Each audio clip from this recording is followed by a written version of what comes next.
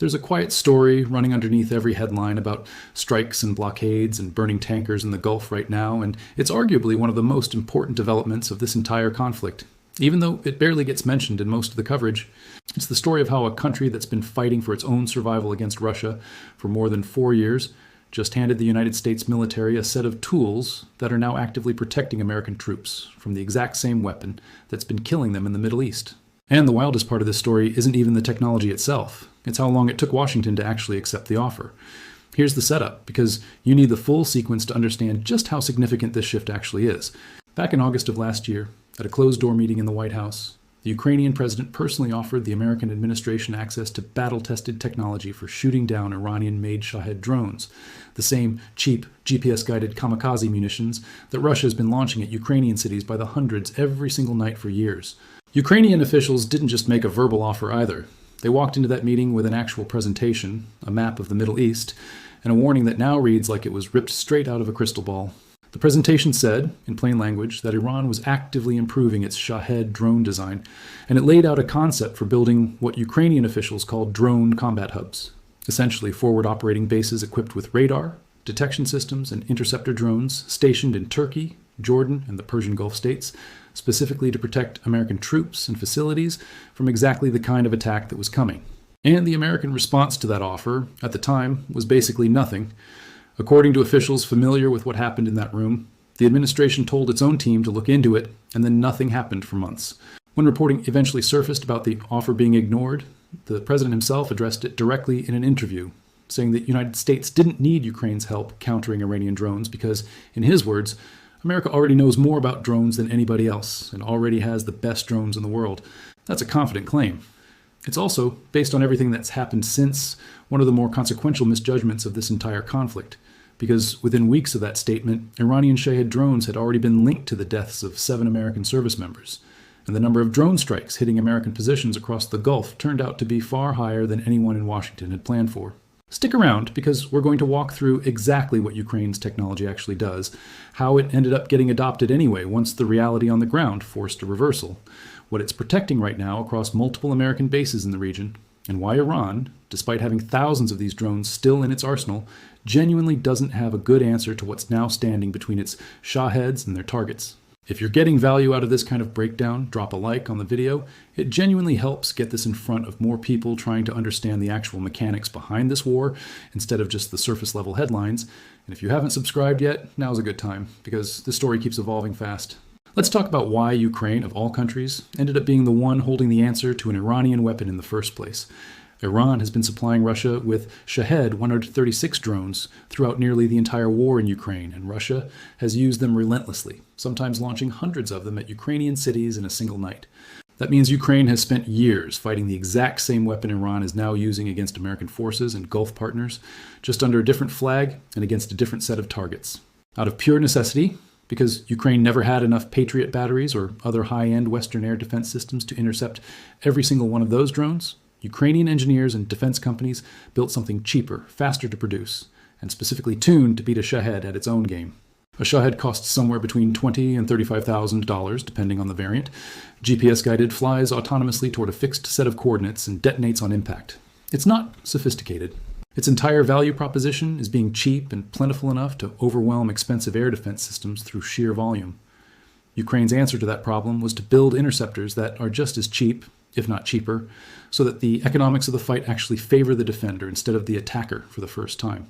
One of the interceptor systems getting the most attention right now is called Merops, a small, purpose-built drone designed specifically to chase down and destroy long-range one-way attack drones, exactly like the Shahed. It was proven out in Ukraine first, used successfully and repeatedly against Russian Shahed barrages, and it's now been deployed to the Middle East specifically to protect American troops. Each Merops interceptor costs around $15,000, which sounds like a lot until you compare it to the $30,000 to $50,000 price tag on the Shahed it's designed to shoot down.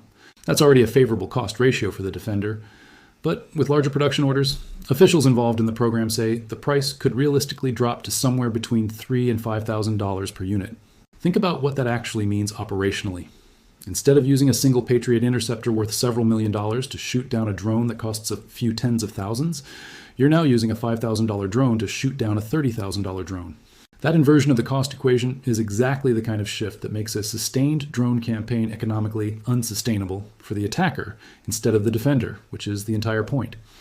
Alongside the interceptors themselves, Ukraine has also handed over something arguably just as valuable: the detection and coordination software that actually tells operators where an incoming drone is and how to intercept it before it reaches its target.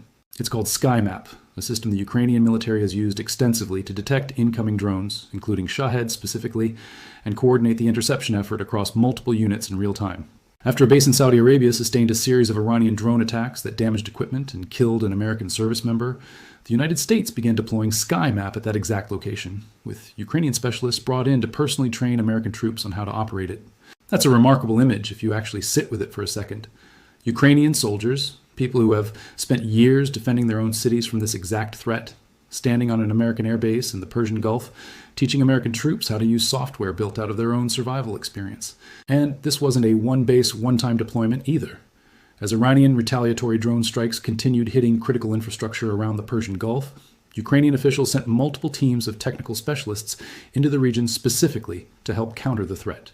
One team deployed to Jordan, home to Muwafaq Salti Air Base, where American forces have been stationed and where, tragically, American lives have already been lost to enemy attack.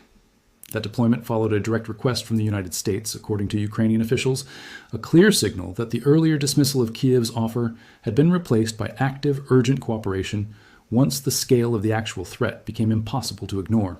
Around the same time, Ukraine signed formal defense agreements with Saudi Arabia, Qatar, and the United Arab Emirates, opening the door to deeper, longer-term cooperation well beyond just emergency technical support. With officials on both sides indicating more agreements are still being worked out, it's worth pausing here to really appreciate just how strange and how telling this entire arc is. For years, Ukraine has been the country asking everyone else for more advanced weapons, more air defense systems, more of exactly the kind of high-end Western technology it never had enough of to fully protect its own cities. Now, in a genuine role reversal, it's Ukraine that's the technological leader in one specific, extremely relevant category of modern warfare, and it's the United States, the country with the largest defense budget on the planet, that's importing battlefield-tested solutions from a partner nation because its own systems simply weren't built for this particular fight. The Army's top civilian official has publicly credited these low-cost interceptors, first proven in Ukraine, as one of the key defenses now standing between American troops and Iranian Shahed barrages, and testified about how the acquisition process got restructured specifically to get this technology into the hands of troops quickly, rather than waiting years through a traditional procurement cycle. That acquisition speed is its own story worth understanding, because it's part of why Ukraine ended up so far ahead on this specific technology in the first place. Researchers who've studied Ukraine's wartime defense industry describe something close to a 2-month loop from identifying a frontline need to actually mass-producing a solution and fielding it in combat. Compare that to a traditional American defense procurement cycle, which can easily stretch into years between identifying a requirement and actually getting a finished system into a soldier's hands. Ukraine simply didn't have the luxury of years. Every week without a working countermeasure meant more drones getting through, more infrastructure destroyed, more civilians in danger. That kind of pressure forces an entirely different pace of innovation. And it's exactly why Ukraine's domestic defense industry, built almost entirely out of necessity over the last several years, ended up producing exactly the kind of battle-tested, field-proven solution that a slower-moving, more bureaucratic system like the American defense industrial base simply hadn't gotten around to building yet. The scale of what Ukraine is now producing domestically is genuinely staggering when you put numbers to it.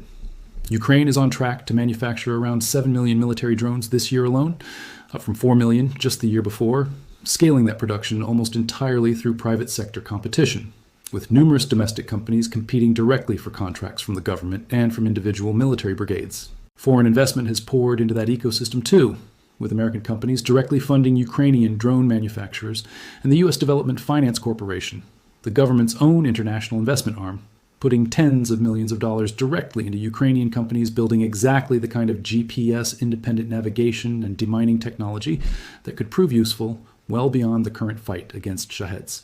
Speaking of which, there's a second front where this exact same Ukrainian expertise is proving useful right now, and it has nothing to do with drones flying through the air. It's about clearing mines out of the water in the Strait of Hormuz. Iran has spent months seeding naval mines throughout parts of that critical waterway.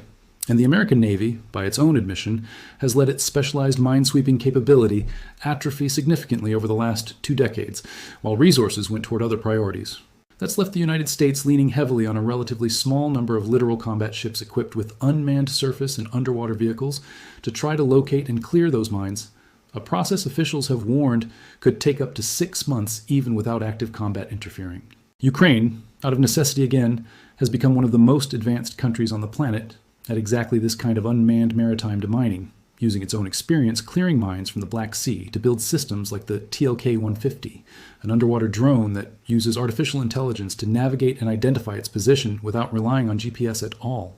That detail matters enormously in a place like the Strait of Hormuz, because GPS jamming is a remarkably simple thing to pull off, and if Iran starts actively jamming satellite navigation to blind American minesweeping drones, having a system that doesn't need GPS in the first place becomes the difference between finding a mine and missing it entirely.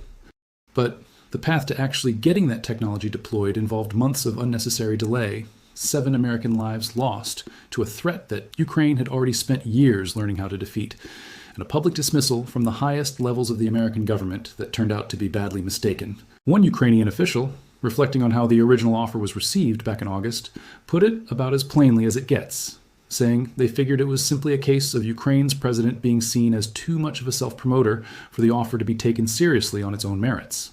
Whatever the actual internal reasoning was inside the administration at the time, the practical result was months of delay on a defensive capability that ended up being adopted anyway, just later and at a higher cost than it needed to be.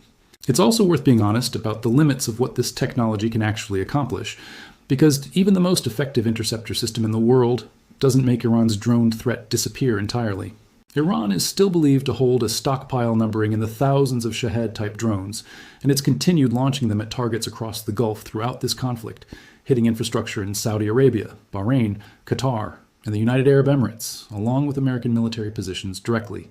Interceptors like Merops dramatically improve the odds of stopping any individual drone, and they do it at a cost that finally favors the defender rather than the attacker. But a determined enough barrage, launched in large enough numbers all at once, can still overwhelm any layered defense system given enough volume. That's exactly why officials describe this as a layered approach rather than a single silver bullet, combining cheap interceptors with traditional air defense systems, radar coverage, and now, increasingly, the American military's own homegrown effort to reverse engineer captured Shahed drones and build its own version of the same one-way attack capability, which has already been used in combat against Iranian targets in this war. That last detail is worth sitting with for a second, because it closes an interesting loop in this entire story. The United States has actually taken a captured Iranian Shahed, reverse-engineered it, and started fielding its own squadron of similarly designed one-way attack drones, using the very weapon that's been threatening American troops as the blueprint for a new American offensive capability. Combine that with the defensive interceptor technology adopted from Ukraine, and you end up with something close to a complete circle. Iran built a cheap, effective weapon. Ukraine, fighting the exact same weapon under a different flag, built the cheap, effective countermeasure. And the United States has now adopted both sides of that fight, the offense and the defense, largely built on lessons learned by other countries under far more brutal, sustained pressure than anything the American military has directly experienced with this specific threat. This entire episode is also forcing a much bigger rethink inside the American defense establishment that goes well beyond just countering Shahed drones, specifically. The War Secretary issued a directive ordering every single Army squad to be equipped with unmanned systems by the end of this year, a timeline that would have sounded almost impossibly aggressive a couple of years ago. As part of a broader initiative aimed at what officials are calling drone dominance, the Pentagon has committed roughly $1 billion, specifically toward acquiring first-person view attack drones over the next 2 years, with a stated goal of purchasing more than 200,000 of them by 2027. The results of that push are already showing up in the numbers. As of a few months ago, the Marine Corps had fielded around 3,500 first-person view drones, and one colonel involved in the program put the scale of the shift in blunt terms, pointing out that as recently as last October, the United States had exactly 0 attack drones of this type in its inventory. 0 to 3,500 in a matter of months is a genuinely fast pivot for a military bureaucracy that isn't exactly known for moving quickly, and it's a direct, admitted response to watching how decisively cheap drones have reshaped the battlefield in Ukraine. The Army has gone even further, actually sending military personnel directly into Ukraine to study drone warfare firsthand, both the offensive and defensive sides of it, with the Defense Secretary personally approving additional deployments specifically for that purpose. Soldiers from multiple units, including elements of the 82nd Airborne Division and Army Special Operations Forces, have run dedicated counter-drone training exercises specifically designed around the lessons coming out of Ukraine's battlefield experience. Army leadership has been remarkably candid about the gap that needed closing. One colonel working directly with a security assistance group focused on Ukraine noted that several American systems deployed in Ukraine simply didn't survive contact with the real battlefield environment because they hadn't been designed or tested against the specific tactics Ukrainian and Russian forces have been using against each other for years.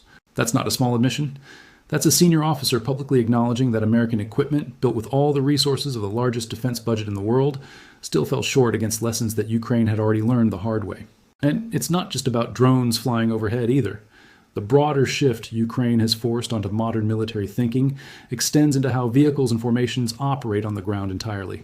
Russian first-person view and so-called kamikaze drones, some costing as little as $400 apiece, have destroyed multiple American-made Abrams tanks worth $8 to $10 million each in the course of this war. That single operation struck 41 aircraft, including strategic bombers that Russia has relied on for decades, and caused an estimated $7 billion in damage in one coordinated strike. Numbers like that don't just win a single battle. They rewrite the assumptions an entire military establishment makes about which weapons are actually cost-effective going forward. And it's exactly why Army leadership has openly said the service needs to move away from massive, multi-year procurement programs in favor of technology that can be fielded and updated on much faster timelines. Because by the time a traditional program finishes development, the battlefield it was designed for may have already changed completely. So let's zoom out and actually answer the question sitting at the center of all of this. Why does Iran genuinely have no good answer to what's happening right now? It comes down to the fundamental design philosophy behind Iran's drone strategy in the first place. The entire value of the Shahed program has always rested on cost and volume. Cheap enough to produce in large numbers, cheap enough that losing individual units to air defense doesn't meaningfully hurt the overall campaign, and cheap enough to overwhelm expensive Western interceptor systems through sheer weight of numbers. That strategy worked extremely well against defenders who didn't have an equally cheap countermeasure available, which is exactly the position American forces found themselves in during the earlier months of this conflict, forced to spend expensive, limited interceptor missiles against drones that cost a fraction of the price. Ukraine's interceptor technology directly attacks that entire strategic logic at its foundation. Once the cost of stopping a Shahed drops down near or even below the cost of building one in the first place, the core advantage Iran has been relying on for years simply evaporates. Iran doesn't have a comparable answer to that shift sitting in reserve because Iran's entire drone doctrine was built around exploiting a cost asymmetry that Ukraine has now spent years quietly dismantling out of its own hard-won necessity. There's also a deeper structural problem for Iran here that goes beyond just the interceptors themselves. Iran's drone program has always depended heavily on volume and surprise, launching enough Shaheds at once that some percentage inevitably gets through regardless of how good any single layer of defense might be. But every additional layer added to an American or Gulf partner defense network, cheap interceptors handling the bulk of the threat, traditional air defense systems catching what slips through, better detection and coordination software making sure operators actually see the threat coming in time to react, chips away at that math a little further. Iran can respond by trying to build more drones, launch larger barrages, or attempt more sophisticated evasion tactics. But every one of those responses costs money and time that a country already under a full economic blockade and facing a badly degraded military infrastructure has increasingly little of to spare. Meanwhile, the country whose technology is now countering that threat has spent 4 straight years being forced to out-innovate a much larger, better-funded adversary, which is about as demanding a testing ground for military technology as exists anywhere in the world right now. What this really represents, more than any single weapon or any single base being protected, is a genuine changing of the guard in how modern militaries are learning to fight. For decades, the assumption inside major Western militaries was that the most advanced, most effective weapons technology would always flow outward from large, wealthy, established defense industries towards smaller partner nations. What's happening right now inverts that assumption almost completely, at least in this one specific but enormously consequential category of warfare. A country fighting for its own survival, without the luxury of years-long procurement cycles or unlimited budgets, built something faster, cheaper, and more battle-tested than what the world's most well-funded military had sitting on the shelf. And that same larger military eventually had no choice but to import the solution rather than wait for its own bureaucracy to catch up. Where this goes from here is genuinely worth watching closely. If this pattern of cooperation continues expanding, more joint ventures, more direct technology transfer, more Ukrainian expertise flowing into American and Gulf partner defense networks, then the gap between Iran's drone capability and the defenses standing against it, is only going to widen further from here. Iran built its entire regional strategy around a weapon that was supposed to be cheap enough and plentiful enough to overwhelm anything standing in its way. Right now, for the first time in this entire conflict, the math behind that strategy has genuinely started working against the country that built it. And that shift traces directly back to a presentation given in a White House meeting room nearly a year ago that almost nobody paid attention to at the time. What do you think about all of this? Do you think this kind of technology transfer keeps expanding and eventually neutralizes Iran's drone advantage completely? Or do you think Iran adapts and finds a new way to exploit the gaps that are still there? Let us know what you think down in the comments. We genuinely read through them and they shape a lot of what we dig into in future videos. If this breakdown helped you understand how deeply Ukraine's battlefield experience is now shaping the American military's approach to this entire conflict, do us a favor and hit like on the video, drop your take in the comments, and subscribe if you haven't already, so you catch the next update the moment something new develops. This story keeps moving, and we'll keep tracking every part of it as it unfolds. Thanks so much for watching, and we'll see you in the next one.